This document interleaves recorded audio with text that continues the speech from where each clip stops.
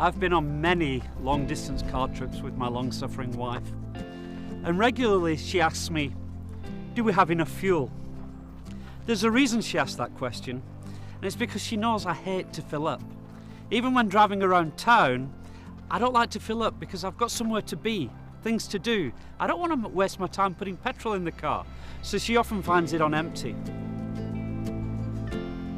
On one particular trip, I'd figured that if I extended the first part as long as possible without filling up, I could get away with one fuel stop instead of two.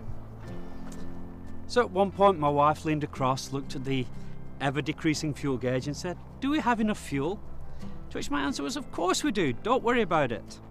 And lo and behold, I perfectly judged it that as we rolled into the next town, my trip computer said we had 10 kilometres worth of fuel left. Just one small problem.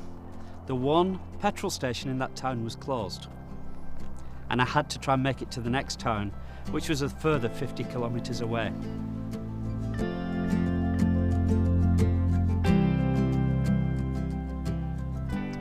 Many of us take that same approach to the Word of God. You know, in Bible times they didn't have cars. Even donkeys were expensive and most people travelled by foot. So when the psalmist wrote in Psalm 119, your word is a lamp to my feet and a light to my path, what he was saying is what we're saying today. That the Word of God is an essential component in making sure we arrive safely at our destination.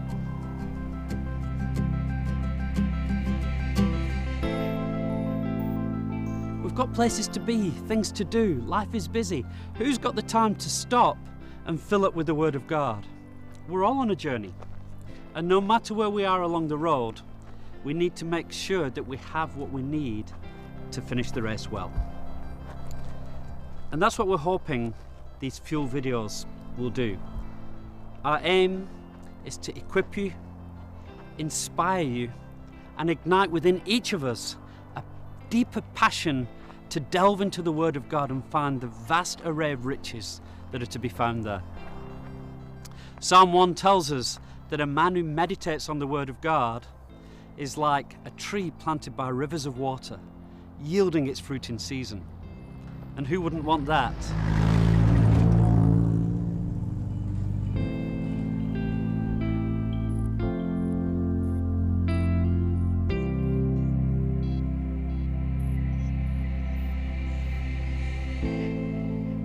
Many of us are inspired by and would love to imitate the early believers.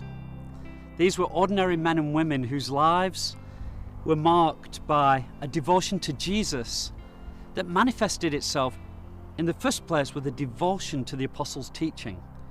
That's essentially our New Testament. These were men and women who were devoted to truth, devoted to the Word of God, who gave themselves completely over to it. And so it's no surprise that their lives were marked by salvations, the supernatural, signs and wonders, that they turned cities upside down.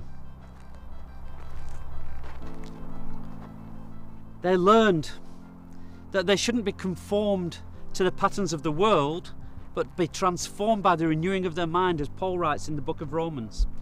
And so they learned to look at the world not through their own culture or own experience, but through the lens of the Word of God. And this enabled them to transform the world in which they lived. Of course, with such transformation comes conflict. And we read as early as Acts 8 that persecution broke out against the church, and the believers were scattered all over Judea and Samaria. This looked like a crisis. And yet we read in that very same chapter that each believer preached the word as they went. And so the church prospered and flourished under persecution because each believer was equipped for themselves with a conviction of what God's word said.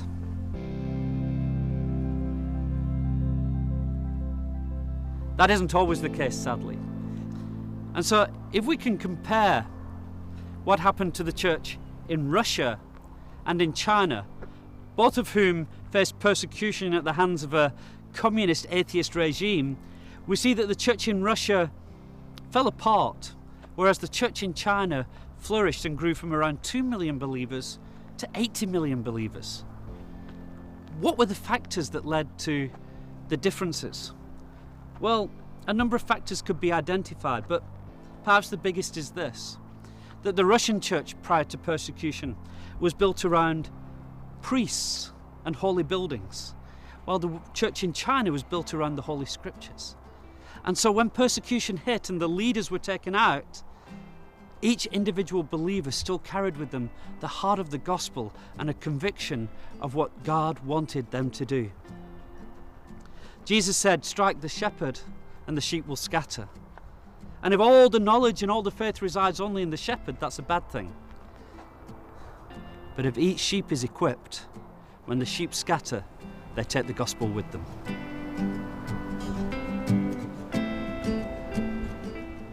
God's desire for you, for His church, isn't simply survival, it's revival. He wants us to be the ones that are salt and light to the world. And yes, we live in a world that is increasingly hostile to the things of Jesus. And we will only manage, and we will only survive, and we will only thrive if each one of us is grounded in the truth of His word and filled with His truth in such a way that it permeates us and transforms us completely. And this is the heart of the Fuel video series, that each of us would be so filled with the life of God that we wouldn't have to rely on others and an overflow from them. As we watch these videos together, open your heart, open your ears to hear what God would say to you, and allow His Spirit, the Spirit of truth, to work in you, to transform you, to help you become all that He's called you to be, to reach this lost and broken world.